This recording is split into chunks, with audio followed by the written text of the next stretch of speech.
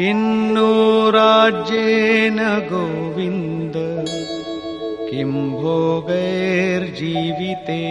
वा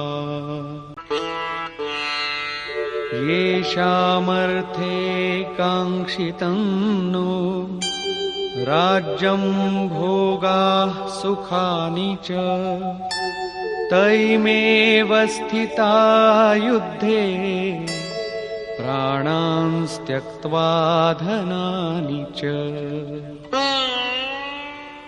మనం ఎవరి కోసమైతే రాజ్యం, సుఖం మొదలైనవి కోరుకున్నామో ఆ కుటుంబ సభ్యులే జీవితంపై ఆశను త్యజించి యుద్ధానికై రణరంగంలో నిలబడ్డారు. మనకు రాజ్యంపై కోరిక ఉండేది కుటుంబం కోసమే.